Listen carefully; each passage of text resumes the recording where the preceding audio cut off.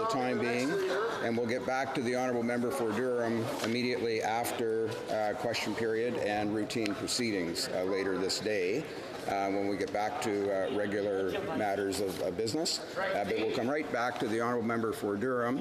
I'd ask the indulgence of the House for proceeding now at this time to statements by members, and we'll start with the honourable member for Winnipeg North. Thank you, Mr. Speaker. You know, imagine, if you will, leaving your son, 17 years old, about to graduate at Tech Vox School in the North End, downtown Winnipeg, at home, when someone starts banging on the door and busts through. Recently, we had a home invasion. And the sad reality of that particular home invasion saw a wonderful, beautiful young man of 17 years old with so much potential. As a direct result of that invasion, met his death, Mr. Speaker.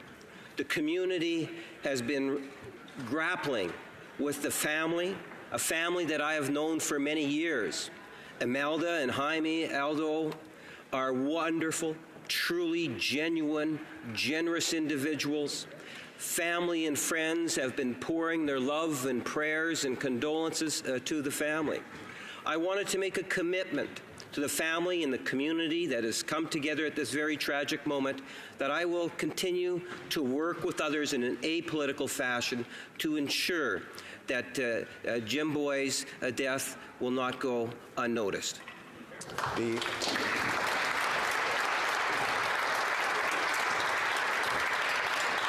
honourable member for Brandon Souris.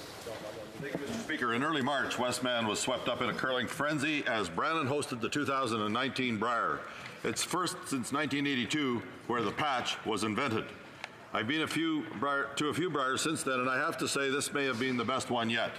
I wish to thank Curl Canada for choosing the Brandon bid, and I want to congratulate the sponsors, curlers, and all of the volunteers who rose to the occasion that made this event a huge success for curling fans and the city of Brandon.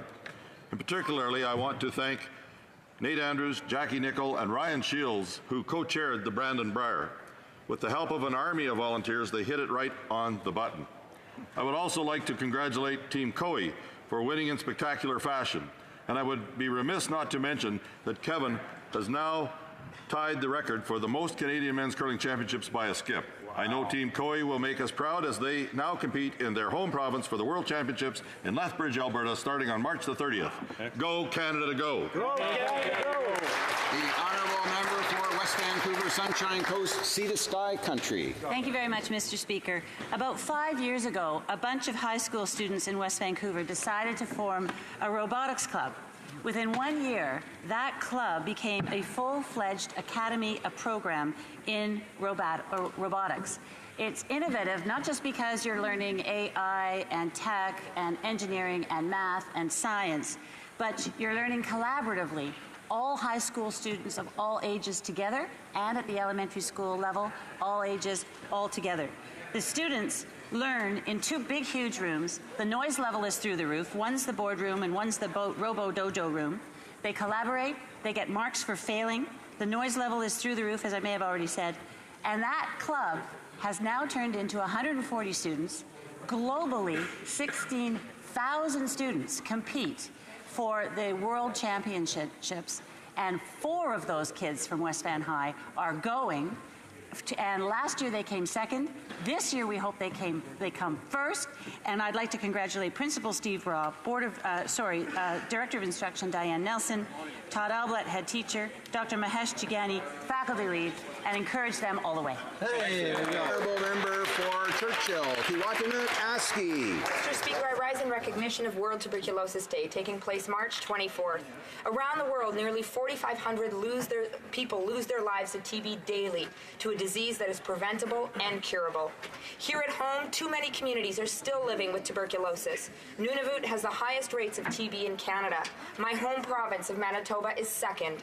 First Nations people living on reserve have an 8 to 10 times higher TB notification rate than other Canadians. TB is a disease linked to poverty. It's caused by crowding, poor ventilation, and mold. Earlier this year, I joined with my NDP Northern colleagues in calling on the Prime Minister to address the mold crisis in homes on reserve. We hope that Budget 2019 would make clear a Liberal commitment to ending this housing crisis, but it ignored it. So today, we once again call on the government to not just acknowledge TB Day, but to make the investments necessary to commit to eradicating TB once and for all. Thank you. The Honourable Member for Sudbury. Mr. Speaker, I rise today to speak about the fantastic achievements of a young person from my riding of Sudbury. After attending Collège Notre-Dame and graduating in June of 2018, Nina Kutrin received an NCAA Division I scholarship to attend Florida State University and swim for their varsity team. With the support of her family, Nina began swimming at the age of 5 at the Nickel District Pool before joining the Sudbury Laurentian Swim Club. In August of 2018, Nina earned 2 silver medals representing Canada at the Junior Pan-Pacific Swimming Championships in Fiji. Physical exercise is an important pillar that underpins Canadian culture. Nina's hard work and unrelenting passion are inspiration for us all. Our community is proud of Nina, and we look forward to witnessing her brilliant future. She's competing at the 2019 Women's Swimming and Diving National Championships in Austin, Texas. Nina, not only do you make Sudbury proud, but you make Canada proud. Thank you, Mr. Speaker. For Caribou, Prince George. Mr. Speaker, last Sunday on St. Patrick's Day, Special Olympian Linda Renner brought pride to my riding of Caribou, Prince George, and indeed our entire country. Competing for Team Canada at the 2019 Special Olympics World Summer Games in Abu Dhabi, Linda struck gold, bowling over the competition as she captured the women's singles championship. But, Mr. Speaker, Linda wasn't finished there. She added another gold medal and a silver medal to her tally. At 56 years of age, Linda's dedication to her family, her community, her sport is second to none. To quote her coach, Tracy Cole, she is such a positive and committed athlete. Mr. Speaker, Linda is representing our country for the second time on the international stage, as she also competed at the 2015 Special Olympics World Summer Games, where she brought home a silver medal as well. Mr. Speaker, the Special Olympics motto is "Let me win." But if I cannot win, let me be brave in the attempt. Linda, you've made us all so very proud. Thank you for being an incredible ambassador to our country, to our community, and to your sport. Go, Linda. The Honourable Member for Miramichi, Grand Lake. Thank you, Mr. Speaker. Mr. Speaker, 40 kilometers southwest of Miramichi, there is a small community with a big heart called Renews. This year, Renews and the Tom Donovan Arena have made it to the Final Four in the campaign to become the next Kraft Hockeyville. Last weekend, I joined the community as we all watched this exciting live results together. For this community, though, Mr. Speaker, it's about more than just a title, and it's about more than just a rink. The campaign is a tribute to a young hockey player, Thomas Dunn, who was killed last year in a tragic accident. This is just one of the heartbreaking tragedies that this small community has faced over the last few years. The Tom Donovan Arena in Renews is the heart of the community and could certainly use that $250,000 prize, as it is in great need of repair and modernization. Mr. Speaker, on March 29th, I invite all my colleagues to go online and vote for the community of Renews and the Tom Donovan Arena to be the next Kraft Hockeyville in memory of Thomas Dunn. Thank you, Mr. Speaker. Honourable Member for Ottawa, Vanier. Mr. Speaker, since 1969, our country has been dedicated to enriching the lives of Canadians with a disability through transformative power and joy of sport. Our government continues that commitment by ensuring we support all of our athletes of all ages and abilities, from the playground to the podium. Over the past 2 weeks, 109 of our Special Olympic athletes participated in the Abu Dhabi Games, and yesterday they wrapped up. I'd like to congratulate all our wonderful athletes who persevered and who represented Canada. Inspire all of us each and every day. Know that your country is proud of you. On behalf of all parliamentarians, congratulations and welcome home. Bravo. The Honourable Member for Edmonton, Manning.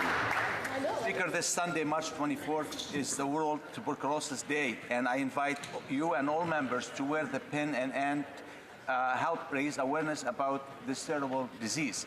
Last year, the World Health Organization reported that 10.4 million people fell ill with TB, and there were 1.8 million TB deaths in 2016, making it the top infectious killer worldwide. While many people think of TB only in the least developed nations, there are about 1,600 new cases of active TB reported in Canada every year. primarily amongst newcomers and indigenous communities. The issue is not finding a cure. The cure exists. It's about ensuring that everyone has access to life-saving treatment. I encourage you to join me raising awareness around this issue by tweeting the hashtag It's Time to End TB for those living with tuberculosis here in Canada and around the world. Thank you. The Honourable Member for Hull-Elmer. Thank you, Mr. Speaker. It goes without saying that young Canadians are the future of our country. I strongly believe that the best investment we can make is in the support, education, and empowerment of our youth. These young men and women will soon be the doctors, engineers, soldiers, professors, and caregivers of tomorrow, namely the leaders of our country. Hull-Elmer Youth Councils since 2015 have been invaluable to me as a Member of Parliament, whether it be on subjects such as the environment, public transit, equality, or heritage.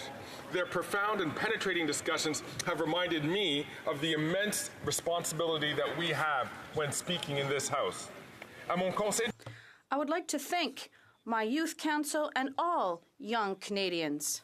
Thank you for your efforts, for your vision, and thank you for your enthusiasm.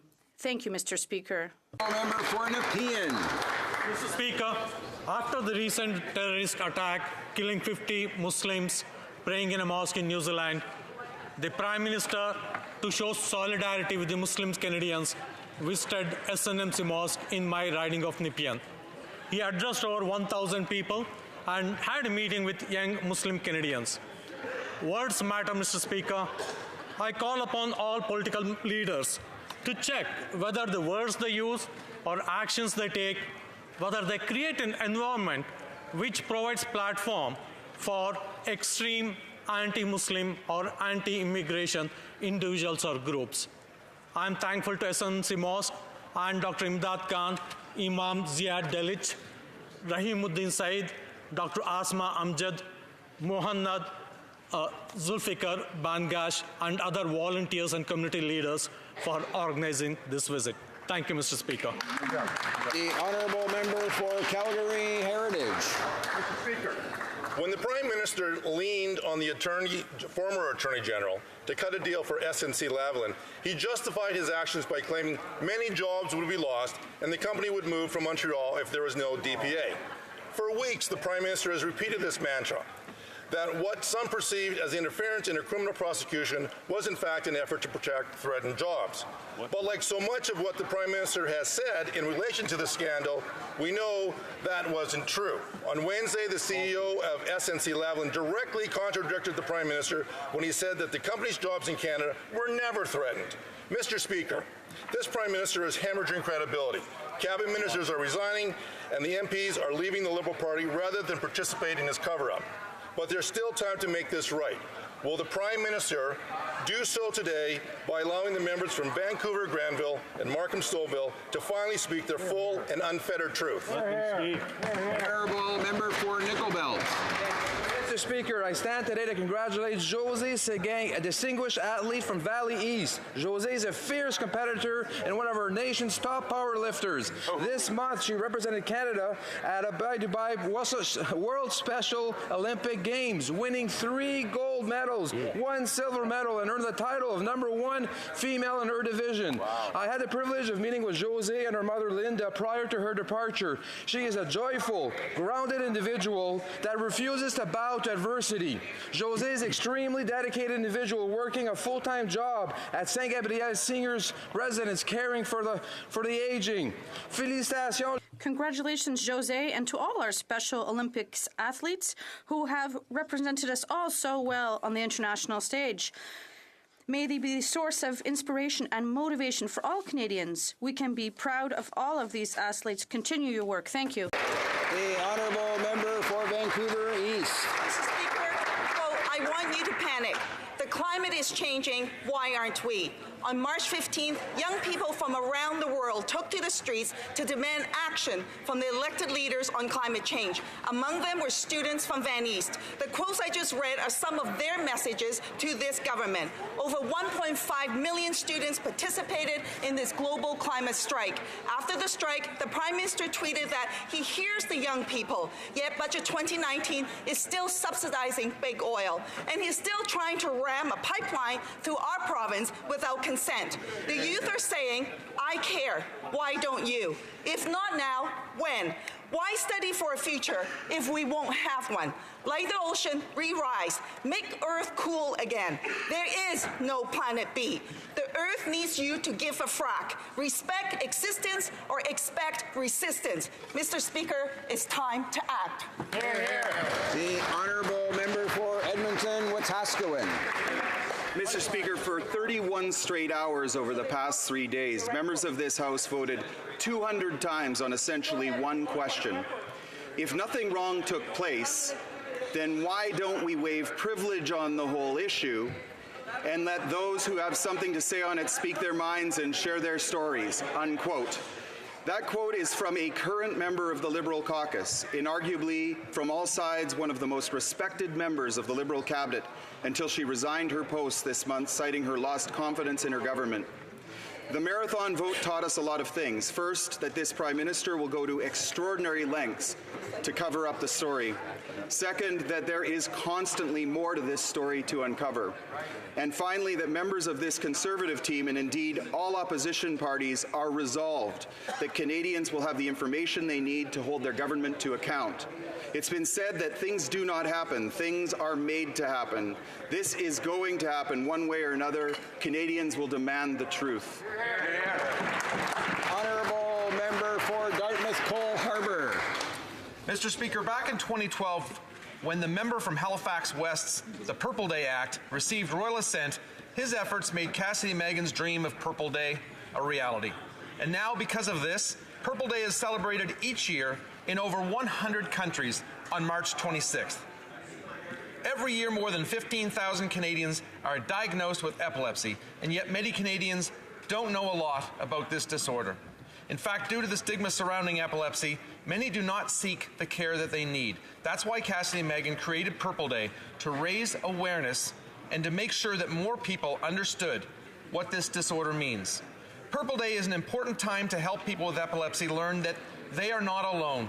So, Mr. Speaker, I encourage all Canadians and folks around the world to join us by wearing purple for Purple Day on March 26th. Together we can raise more awareness and reduce the stigma surrounding epilepsy. Hey, bravo. Oral questions. Questions orales. The Honourable Opposition House Leader. Mr. Speaker, we've just learned that China will stop purchasing Canadian canola, wheat, peas, linseed, and canola meal. This is devastating news for our farmers. More than 40% of Canadian canola alone is currently sold to China. The loss of this market is catastrophic, and it will cost billions of dollars to our economy. Meanwhile, this Prime Minister is so consumed with scandal and cover-up that he is completely incapable of managing these critical economic issues. So what is the government going to do for our farmers who are caught in the crossfire between our Prime Minister and because of his incompetence and his cover-up?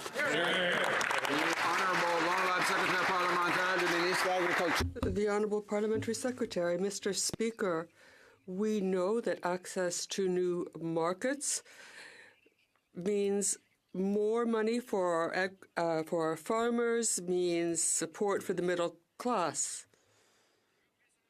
Representatives of both countries are continuing talks to come up with a solution to this issue, and this as quickly as possible. We're working closely with representatives of the industry on this issue, and we shall continue to keep people informed as we are informed. Thank you, Mr. Speaker. Well, Mr. Speaker, farmers don't need handouts from the government. They need their trading partners in China, and they need this relationship restored. Mr. Speaker, the House just finished over 30 hours of voting where Liberal members continued the cover-up. Right. Over 30 hours of protecting the Prime Minister and his corruption. Over 30 hours of refusing to let the former Attorney General speak. If these are the lengths that the Prime Minister is willing to go to stop the truth from being told, then what he is hiding must be absolutely terrible. Yeah. And if he has nothing to hide, then why doesn't the Prime Minister come clean with Canadians and stop the cover-up?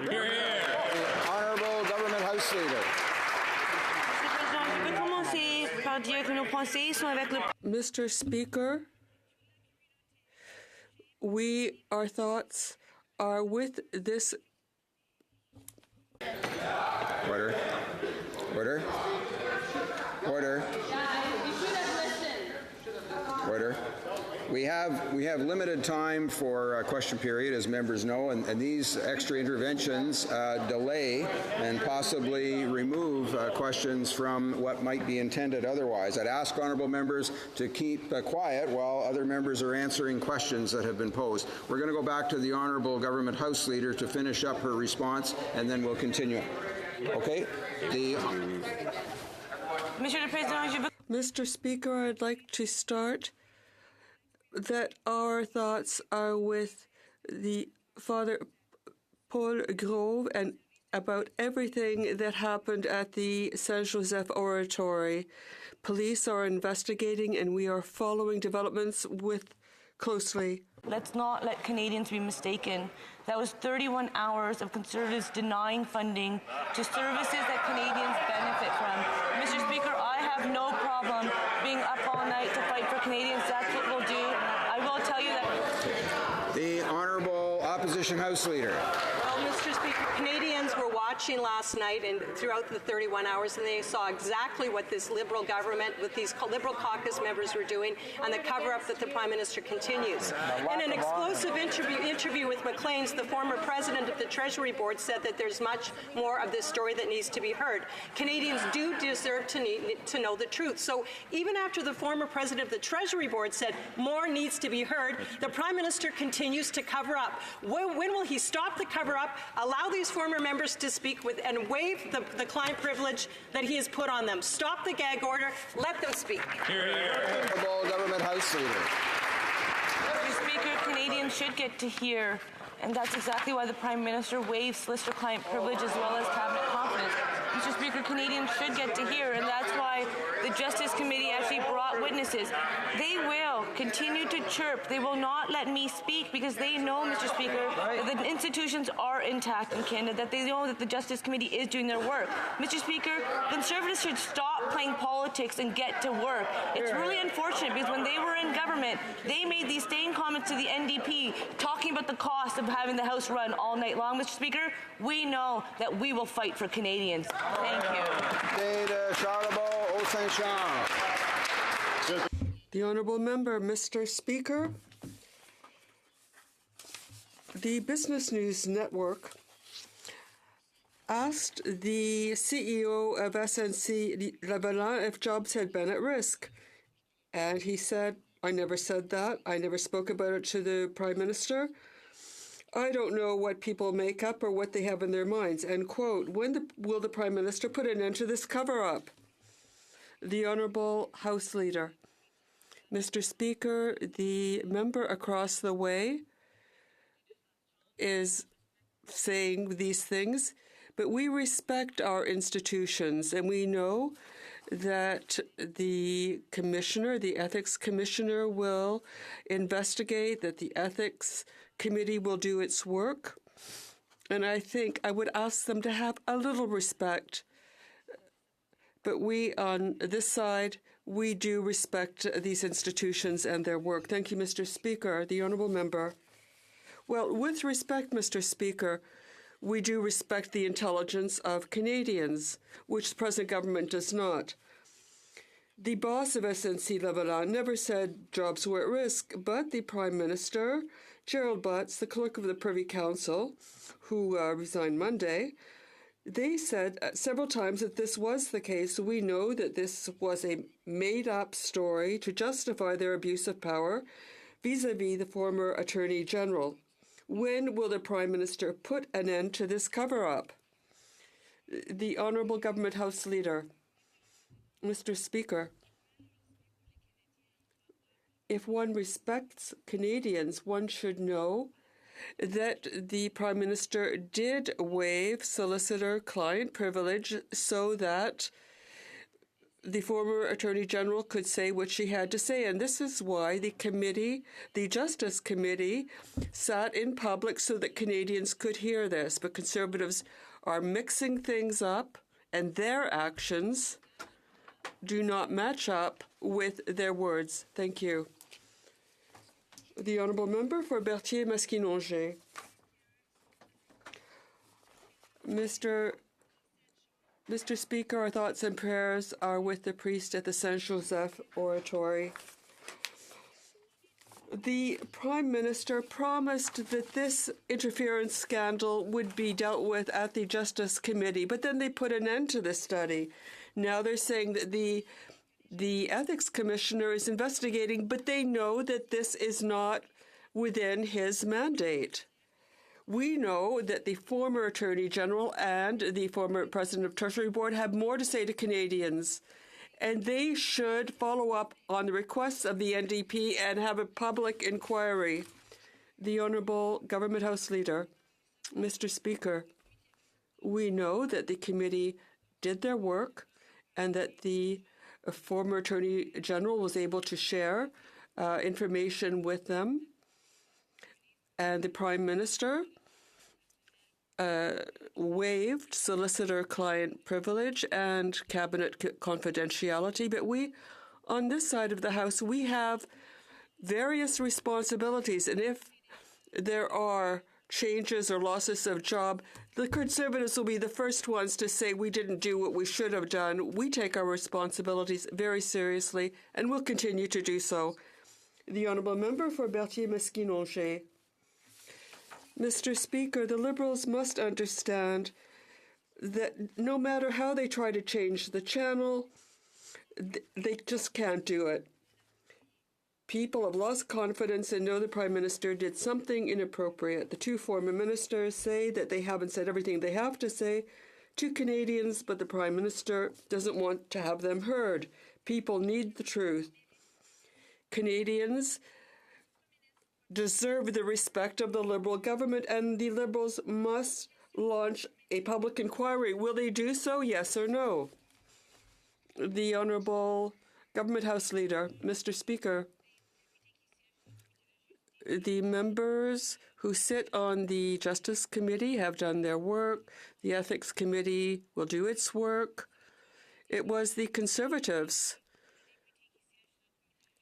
who sit on the Justice Committee.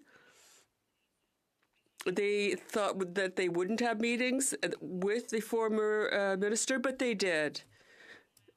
And several important witnesses testified. We have trust in our system, and we know it works. Thank you, Mr. Speaker.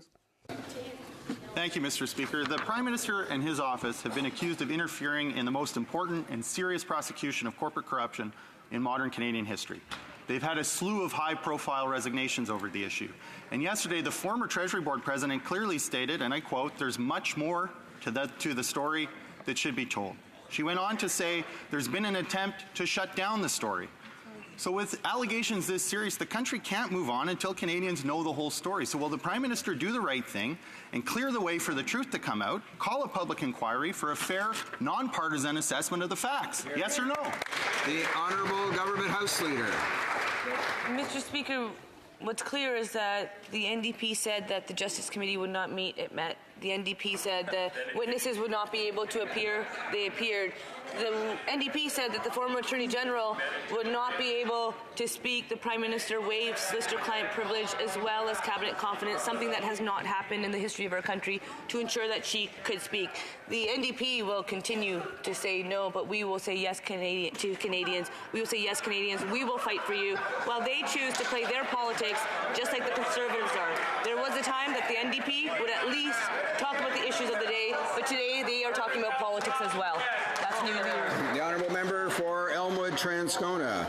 Well, I'm sorry, Mr. Speaker, but you don't get to move on to talk about other issues when you have a serious cloud of corruption hanging over you. Public service isn't transactional. It's not we announce a little program here and we get to help our buddies over here. That's not how it works, Mr. Speaker. And with respect to the Justice Committee, we know full well that a Liberal majority on that committee shut down the study. We know because the former Attorney General wrote the Justice Committee today and said she has more to say and hopes that the committee will accept her comments. She also said that those comments will be limited by the restrictions on the waiver that the Prime Minister issued. So will he lift the waiver, and will they create a forum for these former ministers to speak? The Honourable Government House Leader. The Justice Committee members decided on parameters that they would be looking at, and that time dealt with a time that the former Attorney General was the Attorney General. When it comes to solicitor-client privilege, that is only pertinent to an Attorney General, Mr. Speaker. And now, all of a sudden, after the Justice Committee members set parameters, the Prime Minister lifted cabinet confidence and lifted solicitor-client privilege for those parameters. The member is basically insinuating or implying that they should be working outside of those parameters. Have some regard and respect for this place, Mr. Speaker. I would encourage you to remind honourable members. Thank you. For Central Okanagan, Similkameen Nicola. Mr. Speaker, the former president of the Treasury Board made it clear that the Prime Minister is hiding something from Canadians. Now, she told Maclean's magazine that, and I quote, "There's much more to the story that needs to be told. The Canadian people deserve to know the truth and to hear that story. The cover-up, Mr. Speaker, must end. Will the Prime Minister allow the Ethics Committee to conduct a public investigation into his corruption scandal? Yes or no?"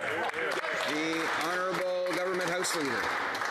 Mr. Speaker, when you listen to the opposition, you know that they have different approaches and styles, and that's because when it comes to the way they function with their members on these committees, it's because they've always believed in a centralized system. When it came to the former government, Stephen Harper's government was the most centralized PMO. It was the most controlling Prime Minister's office, and we committed to Canadians that we would do government differently, and that's why they cannot comprehend that members are able to make choices, and they cannot comprehend that members might have differences of opinions. We on this side, we're okay with that.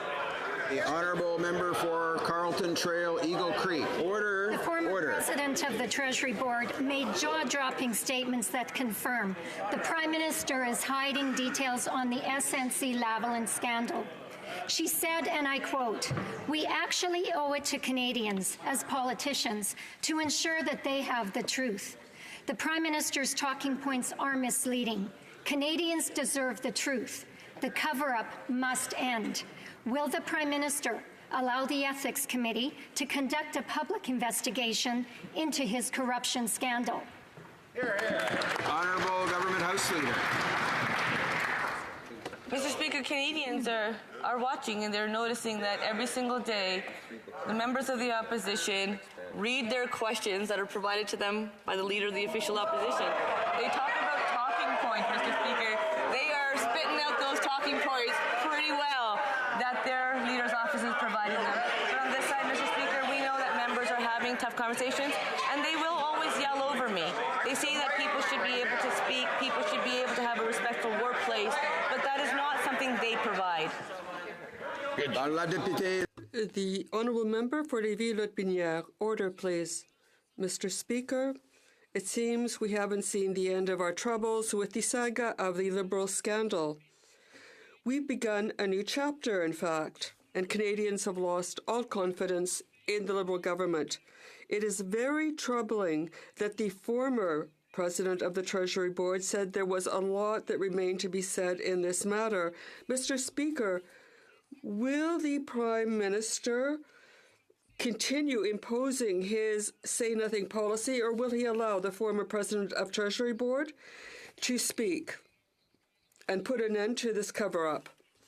The Honourable Government House Leader. Mr. Speaker, the Prime Minister did waive privilege and cabinet privilege so that the former Attorney General could testify at committee. Canadians are watching our conversations here. They're watching our debates, and they don't want Conservatives to vote against measures that will help them. We trust that the Conservatives would have cut these programs, and Canadians know that their intention is not to see our economy go forward, but to cut programs that would benefit Canadians. The Honourable Member for les Villeroy-Pinières.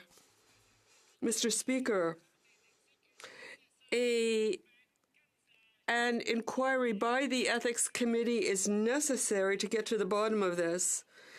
The former Attorney General and the former President of Treasury Board still have a lot to say to Canadians. Mr. Speaker, our country is losing all credibility internationally through this cover-up. Will the Prime Minister allow the Ethics Committee to conduct a public inquiry into this corruption scandal?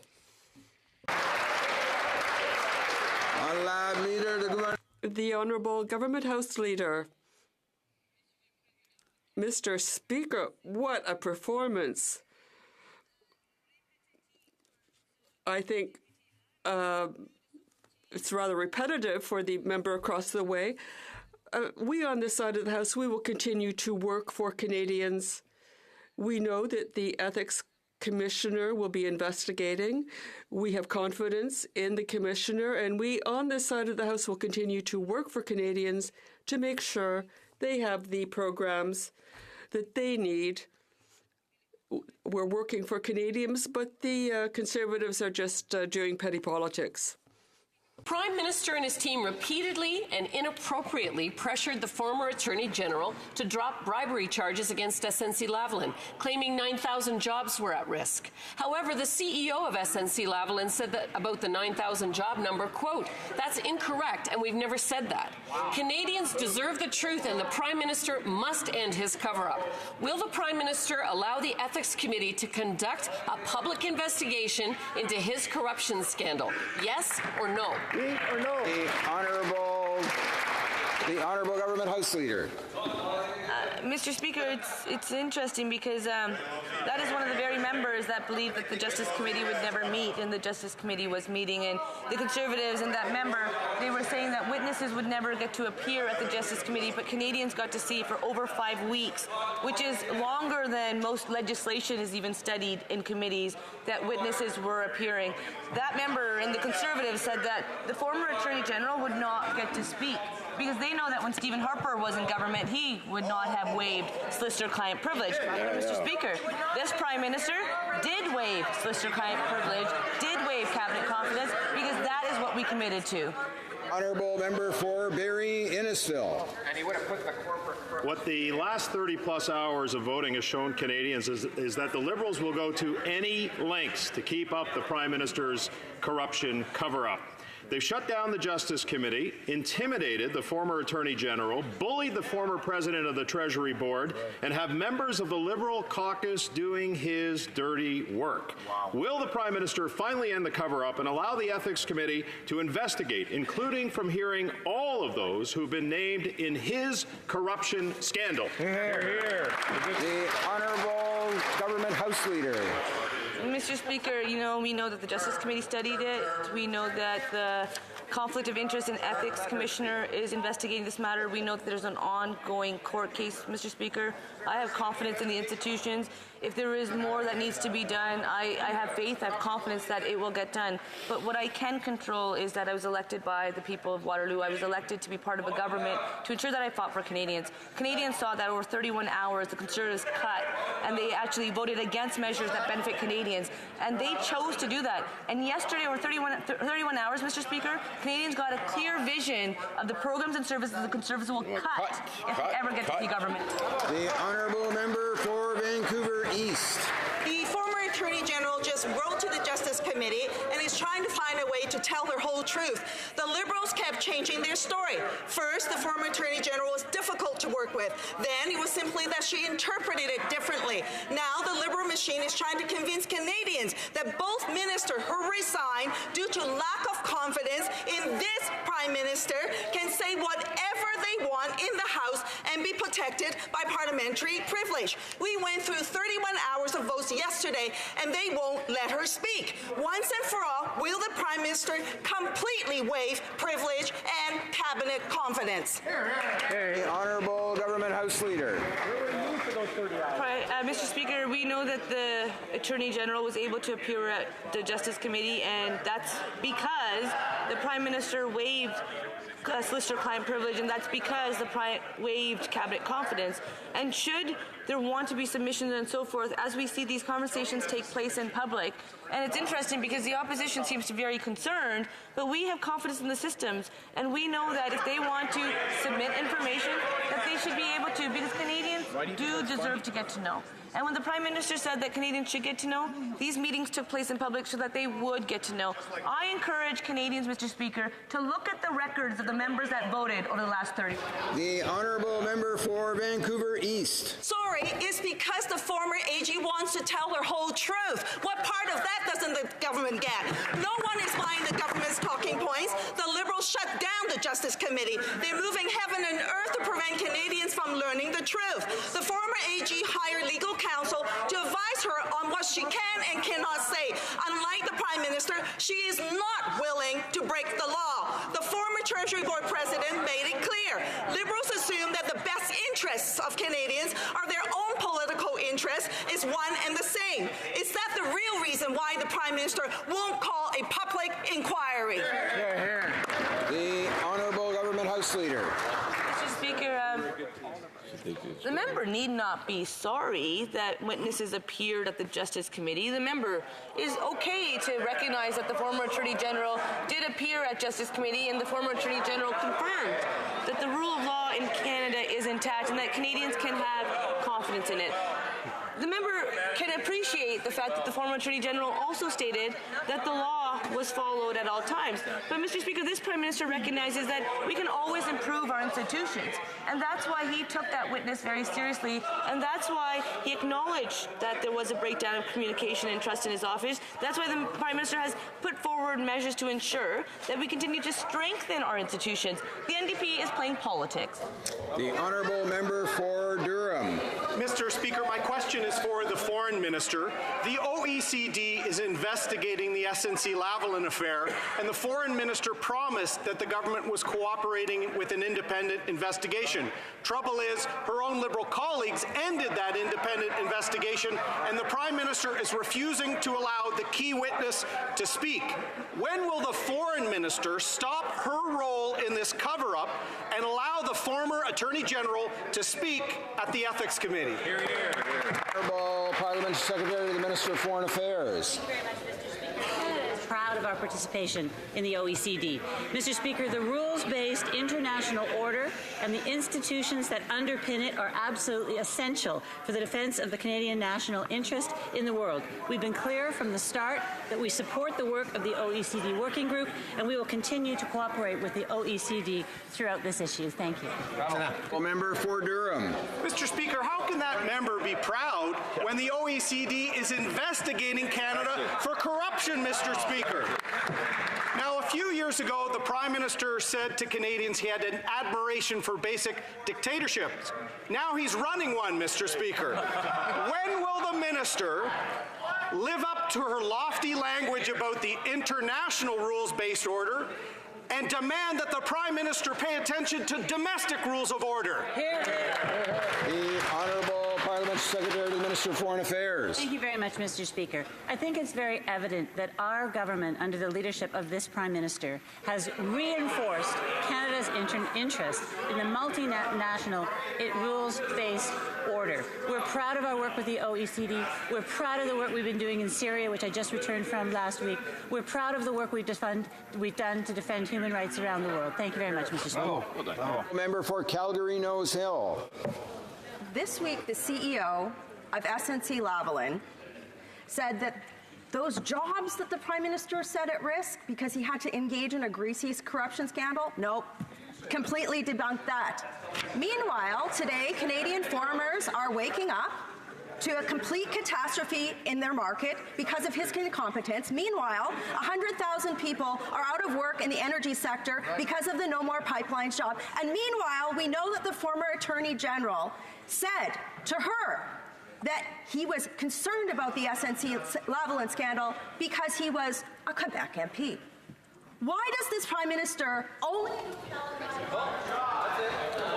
The time has expired. The Honourable Government House Leader. Mr. Speaker, it sounds like the articles that people are reading, they will come to their own conclusions, and that member is entitled to read that article and take out what she would like out of it. But what I do know, Mr. Speaker, is that the Justice Committee did look at this matter. The Conflict of Interest and Ethics Commissioner is investigating this matter. We know that there's an ongoing court case, and Canadians can rest assured that the rule of law in Canada is intact. We know that we can always improve and strengthen our institutions. We will continue to do that, Mr. Speaker, and Canadians can have confidence that we will ensure it happens. Thank you. For Calgary Nose Hill. Nobody is buying that. Nobody's buying that.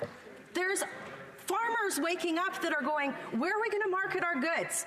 There are hundreds of thousands of people out of work because of this government's failure and incompetence, because they've been mired in scandal for weeks. That's all that they care about.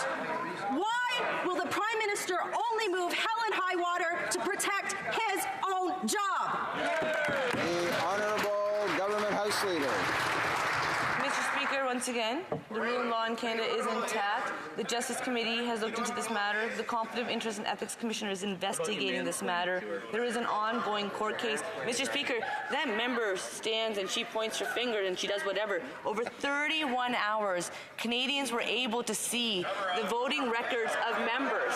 They voted against programs and services that benefit Canadians, programs and gender and women equality programs, programs for national defense, programs for Indigenous people, programs to help build the pipeline. But no, Mr. Speaker, every time the Conservatives voted against it, Canadians see it clearly.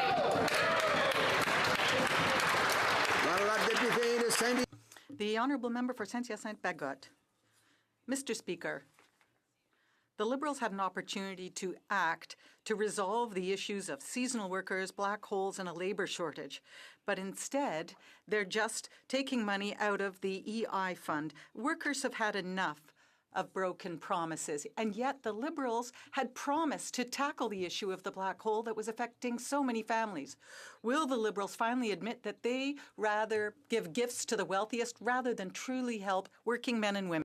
The Honourable Parliamentary Secretary to the Minister of Families. Proud of the work we've done on EI reform in this government, which includes addressing the issue of seasonal workers in industries that are affected by the surges and the loss of work due to the seasonal nature of the employment. We have also made it easier to work while on benefit. In this year's budget, we also added additional measures to make sure that people that are transitioning between jobs, people that are working on claim, can get the support they need to participate in the economy in the way they want to in the communities where they live. Our government continues to reform EI, continues to be focused on making sure that vulnerable Canadians not only get the support from EI, but EI is there to make sure they get to a better future. That's why we're doing the jobs we're doing.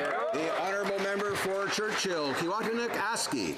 Mr. Speaker, Wednesday's question period involved the Prime Minister touting his own feminist. Now, as all good feminists know, there's nothing more feminist than a man bragging about his feminism. But let's check the facts of Budget 2019.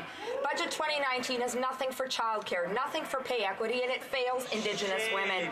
This budget has nothing specific to address the tragedy of missing and murdered Indigenous women and girls. In fact, Indigenous women's groups have been clear that they feel ignored and have been left behind. So when will the Prime Minister stop bragging and act on the priorities of Canadian women, the priorities that they deserve action on now? The Honourable Parliamentary Secretary to the Minister of Crown Indigenous Relations. Mr. Speaker, Budget 2019 builds on almost $17 billion of investments in Indigenous priorities with an additional $4.5 billion to advance Indigenous self-determination, redress past wrongs, and close socioeconomic gaps. This includes, Mr. Speaker, $1.4 billion to forgive communities' outstanding comprehensive loan claims, $126 million to establish National Council for Reconciliation, and more than $15 million to ensure that federal policies and programs reflect the voices of Indigenous youth. These sustained investments of more than $21 billion affirm and reaffirm our commitment to reconciliation. The Honourable Member for Pontiac. Mr. Speaker, The riding of Pontiac measures over 30,000 square kilometers, and all of it lies within traditional unceded Algonquin territory. So this week, I was so honored to join the Minister of Crown Indigenous Relations in celebrating the signing of an MOU and the global settlement of 29 separate claims between Canada and Kitigan-Zibi Anishinabeg First Nation in the north of my riding.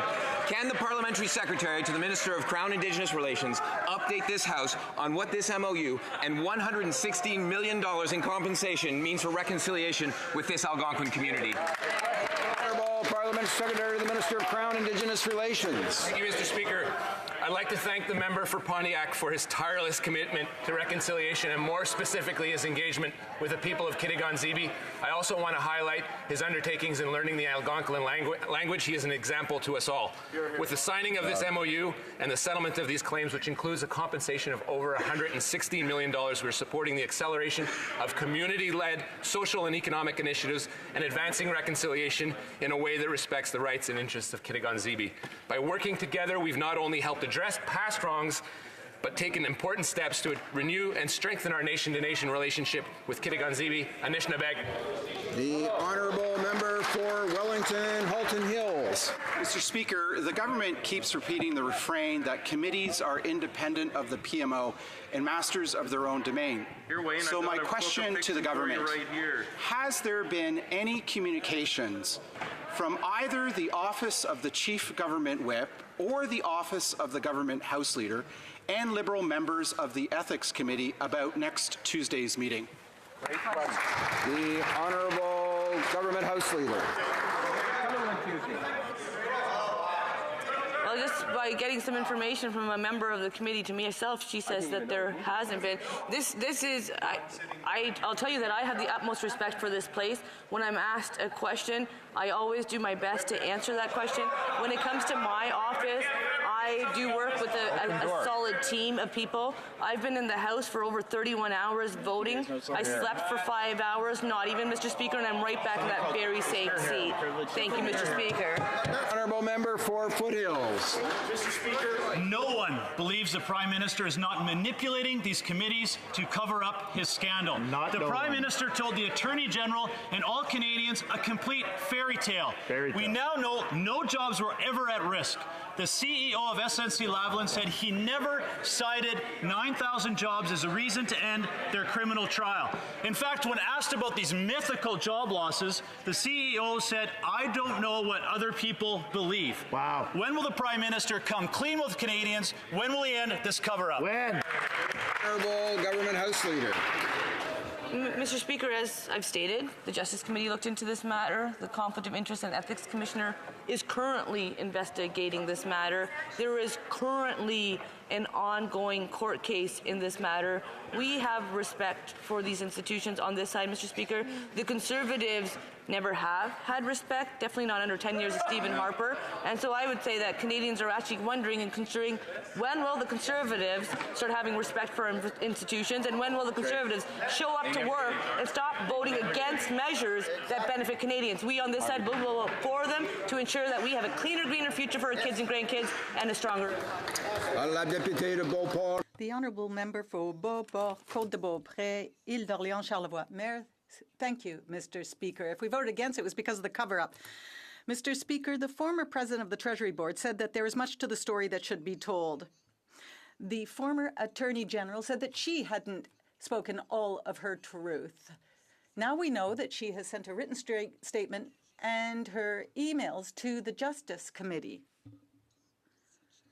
The Prime Minister has been providing false answers in the House when he said that he was working for the 9,000 jobs, but actually the CEO, Neil Bruce, said that those 9,000 jobs were never at stake. So when will the Prime Minister stop? Leader, the Gouvernement. Honourable Government House Leader. Mr. Speaker, we can see that the Conservatives are coming up with various reasons for voting against measures that will benefit Canadians, such as the Economic Development Agency that will help businesses in Quebec. The Conservatives voted against that measure.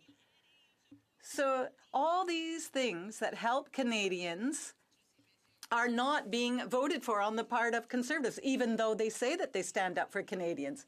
Now, the Ethics Commissioner is doing his work, as is the Justice Committee. Mr. Speaker, the former Attorney General told us the Prime Minister insisted jobs would be lost if she didn't end the corruption trial of SNC-Lavalin. The Prime Minister told the media his 9,000 job loss figure came from the company itself. Wow. Now, the CEO of SNC-Lavalin stated he never talked to the Prime Minister about a DPA or about jobs. The Prime Minister must end this cover-up. Will he allow the Ethics Committee to conduct a public investigation into his corruption scandal? Thank you, Mr. Honourable Government House Leader.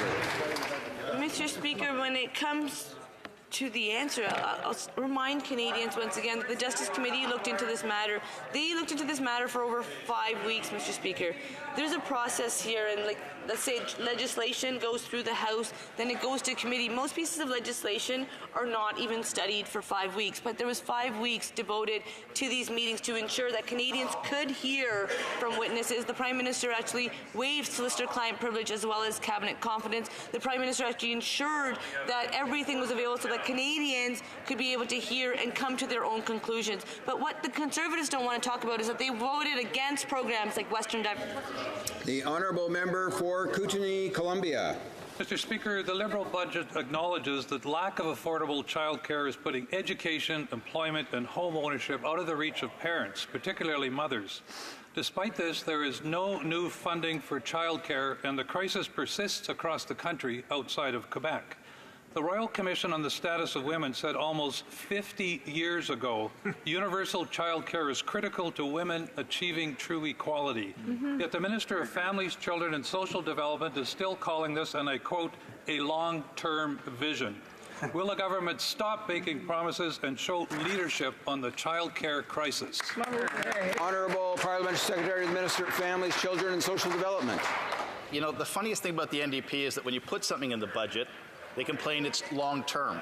And when you don't put something in the budget because you did it last year, they ignore that you did it last year. The reality is this: $7.5 billion has been invested in child care agreements. These agreements are with provinces and territories, but they also have specific agreements with Indigenous-led organizations through the NIOs. So our $7.5 billion over the next 10 years is now in the system, delivering child care spaces in BC and Ontario, right across the country from coast to coast to coast. We're proud of our investments. We realize more is needed to be done, and that's why we're also focused on lifting women out of poverty. The numbers on those figures are even better. If they want to ask me a question about that, happy to answer. Honourable Member for Hamilton Mountain. Mr. Speaker, the Liberals have failed on their promise to protect pensions and benefits in case of corporate bankruptcy. The Prime Minister had one last chance to deliver on his promise in Budget 2019, but he chose to leave Canadian workers and retirees without protection.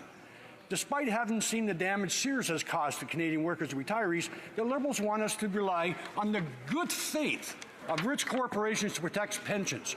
What? Are they serious? Nope. Canadians aren't buying that. Why are the Liberals more committed to protecting shareholders and rich banks over Canadian workers and retirees? Hear, hear. Parliamentary Secretary to the Minister of Seniors. Speaker, our government has had extensive and thorough consultations with industry and Canadians about workplace pensions.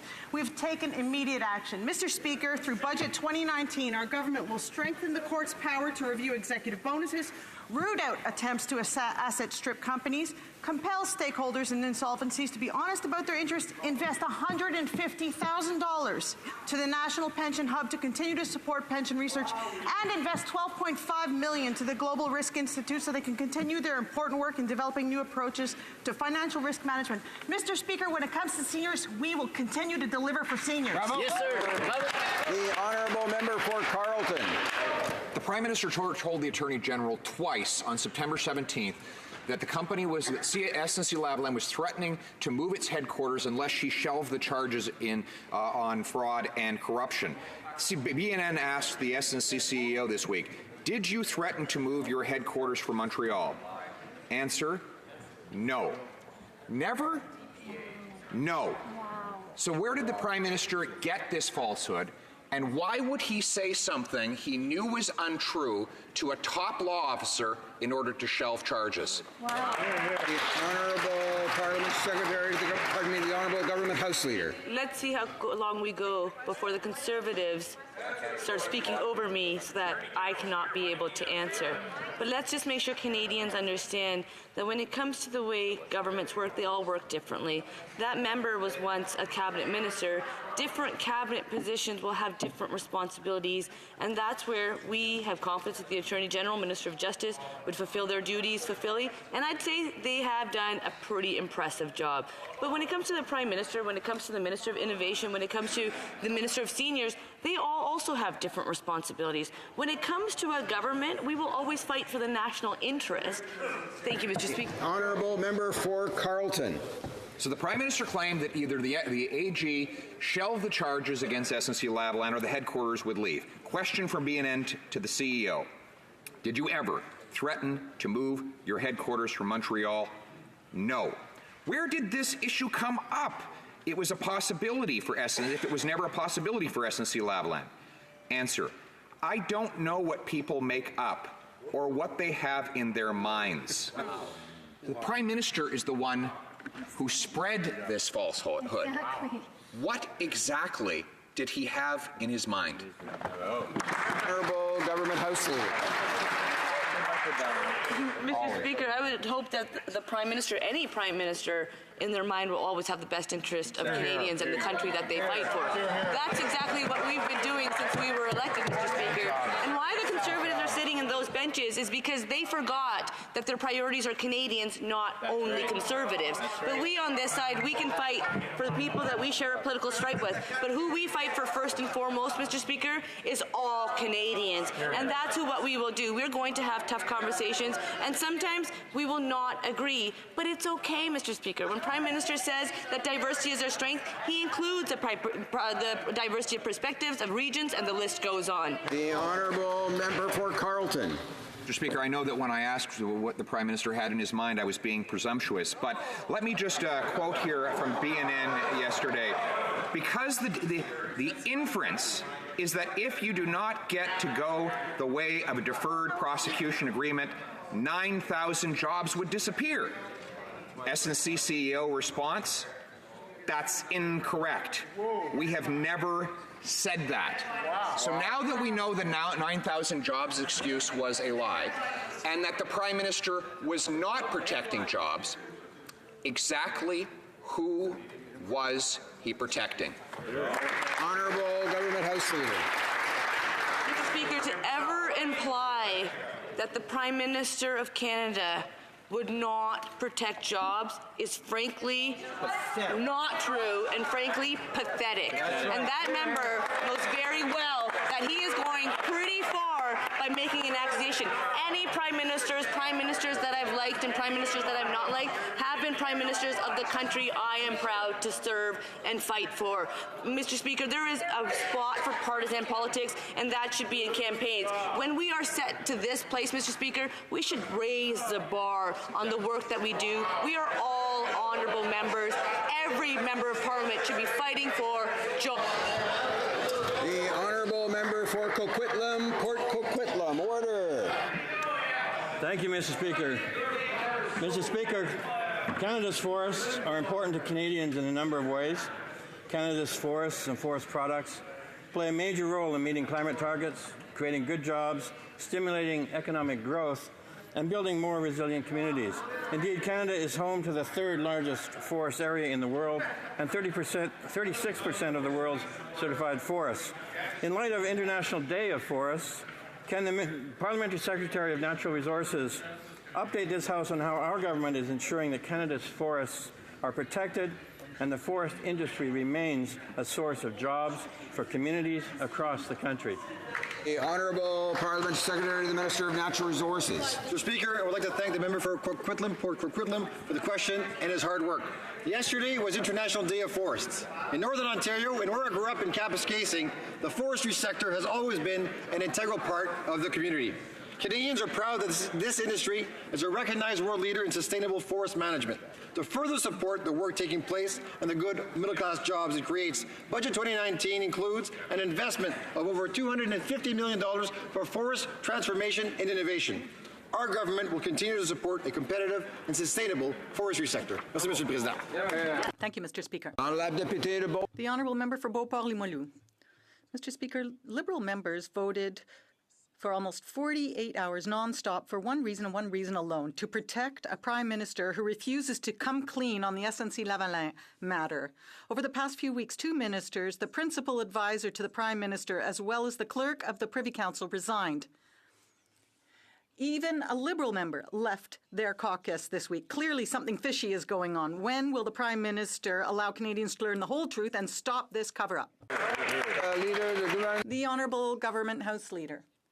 Mr. Speaker, we know that Canadians have the right to listen to testimony from witnesses at the Justice Committee, and that's exactly why the Prime Minister waived cabinet confidence and solicitor-client privilege so that the former Attorney General could share everything she wanted to at the committee. However, we did vote for 31 hours. We were here as a strong government working for Canadians. But we saw yesterday that the Conservatives voted against the Economic Development Agency, including members from Quebec. Where were those members? The Honourable Member for Glengarry, Prescott, Russell. Merci beaucoup, Monsieur. Thank you very much, Mr. Speaker. People in my riding often speak about the importance of access to the internet. We know that this is an important issue in rural development. We know that it's an important issue for my riding, but also for all rural regions throughout Canada. Can the Parliamentary Secretary to the Minister for Economic Development, Rural Economic Development, update this House on this matter? The Honourable Parliamentary Secretary. Thank you very much, Mr. Speaker, and I'd like to thank my colleague for his hard work to help large band infrastructure come to rural communities and help them realize their full potential. I am very proud of our government's commitment. We are making an ambitious new commitment to ensure every single household and business in Canada have access to the high-speed internet by 2030, no matter how rural or remote.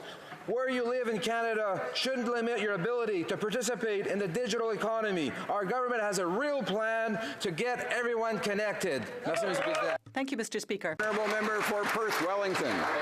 Mr. Speaker, once again, the Prime Minister's stories don't add up. The former Attorney General testified before the Justice Committee that she was pressured by the Prime Minister and his staff to save 9,000 jobs at SNC-Lavalin. But the CEO of SNC said he never made any such claims. The Prime Minister must end his cover-up. Will the Prime Minister allow the Ethics Committee to take a full investigation into the corruption scandal involving SNC-Lavalin, or will he once again make his Liberal MP stand in the way of justice? Government House Leader. The exact same question that the Conservatives have asked at every opportunity that they had a question to ask today, and that's their prerogative. But what we see clearly is that the Conservatives are projecting. This is what they do. They know how their benches operate. They know that they have no room to be able to negotiate or have real conversations, and all they can do is throw mud.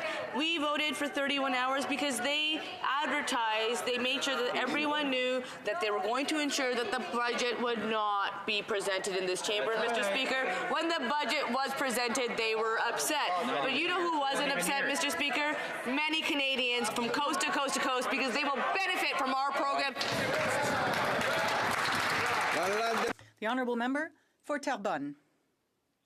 Mr. Speaker, the government's budget announced the construction of 3 new ferries. A good thing, because the Quebec City Davie shipyard had to lay off 1,200 workers because of a lack of federal contracts.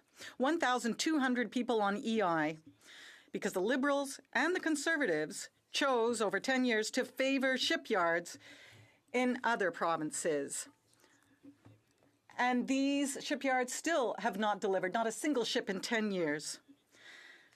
Will the government finally be fair and bring contracts to those shipyards immediately? The Honourable Parliamentary Secretary to the Minister of Finance. Thank you very much, Mr. Speaker, and it gives me great pleasure to recall, actually, that over the decade under Harper, Davie Shipyard was excluded. They had 0% of federal contracts under the Harper government. And we've moved to 15% since we've been here, because on this side of the House, contrary to the Conservatives and to the member for Bellechasse, Etchemin-Lévis, who was around the table at the time, we recognize the potential and the expertise of that shipyard and will continue to use that potential. Thank you very much, Mr. Speaker. Honourable member for Terrebonne. Well, I imagine that 15% is because of the legalization of marijuana. Anyway, Mr. Speaker, we know that the Apollo ferry is just an old dangerous tub that should have been withdrawn a long time ago. But that should have been known beforehand, because Transport Canada is responsible for inspecting these ships. We can see that Transport Canada grants certification just like an automatic teller dispenses cash with no inspection and no serious investigation. Will the Minister of Transport take responsibility, tighten up inspection, and compensate Quebec, whose only fault in this whole saga was to believe that the Minister was doing his work? They believed that he could do that work properly. Parliamentary Secretary to the Minister of Transport. Speaker, the safety of passengers is a priority, and in the case of the Apollo, it has never been compromised. Pursuant to an inspection that lasted multiple days, Transport Canada asked the STQ to make modifications before the ferry was put in service on February 11th. A few minor problems were raised, none of which compromised the vessel's safety. We share the Transportation Safety Board commitment to safety. They have shared some preliminary findings, but it is too early to speculate at this time. Sincere thanks to the member from Matin for his hard work on this file. Hear, hear. The Honourable Member for Rivière-du-Nord.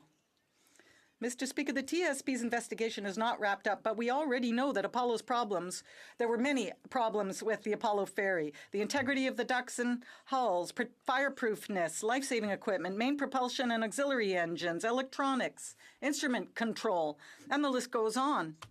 We also know that these problems are not new, even though Transport Canada said that all was well. Does the minister know that the extreme negligence on the part of Transport Canada came on the backs of Quebecers, and that it's a real threat to the users of these ferries? Secretary of the Honourable Parliamentary Secretary to the Minister of Transport. Your opposite knows that this particular purchase is a purchase that happened between two provinces. The Transport Ministry is responsible for looking at the seaworthiness of these vessels, and as I stated, there was an inspection that lasted multiple days. There were changes that were asked to be made to the STQ to make these modifications before the ferry was put into service on February 11th. Safety is our absolute top priority, and we will make sure in every case that we take the actions necessary to protect Canadians. Honourable Member for Regina Leuven. Mr. Speaker, until today's breaking news, the only thing growing faster than the number of independent MPs was Canada's canola exports. But now our largest customer, China, has stopped buying Canadian canola. Prairie farmers should not pay the price for an unrelated diplomatic tiff. What actions is the government taking to reopen the Chinese market and to support our canola farmers until this is rectified? Parliamentary Secretary to the Minister of Agriculture.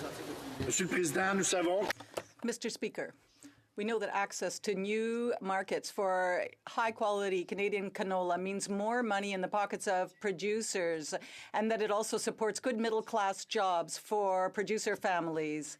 Representatives of both countries will continue to speak, and they will find a solution to that issue that is science-based as quickly as possible. We are working closely with industry reps on this issue, and we will continue to keep them informed as new information becomes available. Thank you, Mr. Speaker. That will conclude question period for today. I have the honor to inform the House that a communication has been received as follows.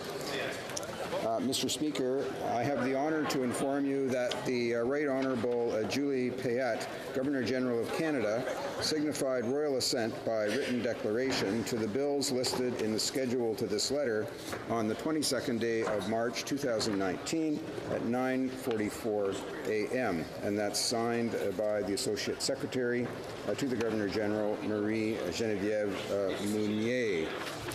The bills assented to: an act for granting to Her Majesty certain sums of money for the federal public administration for the fiscal year ending March 31st, 2019.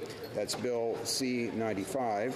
And an act for granting to Her Majesty certain sums of money for the federal public administration for the fiscal year ending March 31st, 2020, that being Bill C-96. I have the honor to inform the House of the communication and that the text was received.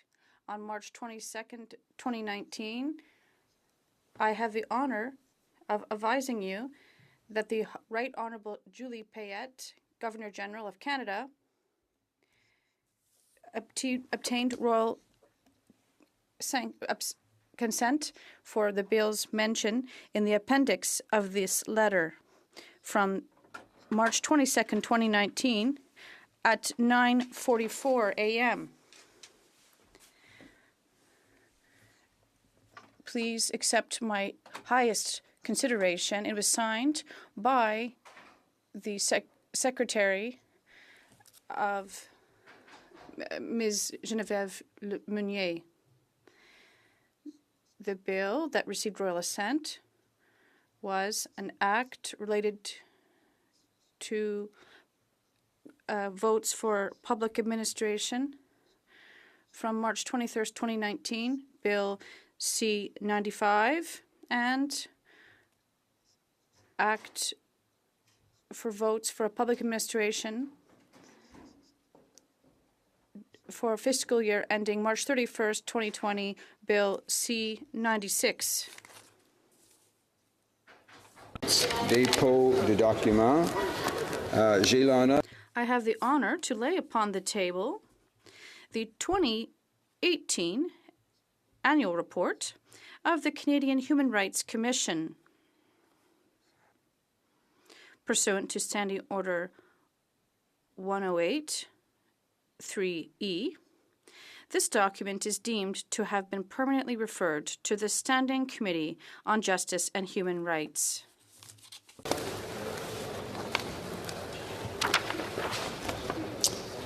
Tabling of documents.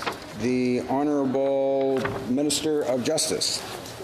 Mr. Speaker, pursuant to Standing Order 32.2, I have the honour to table in both official languages a charter statement for Bill C-91, an act respecting Indigenous languages.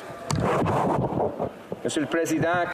Mr. Speaker, pursuant to Standing Order, I have the honour to table in both official languages a charter statement for Bill C-93, an act to provide no-cost expedited record suspensions for simple possession of cannabis. Thank you very much, Mr. Speaker. Tabling of documents. The Honourable Parliamentary Secretary to the Government House Leader. Thank you. Mr. Speaker, pursuant to Standing Order 36(8), I have the honour to table in both official languages the government's response to 30 petitions. Tabling of documents. Dépôt de projet de loi émanant du gouvernement. Introduction.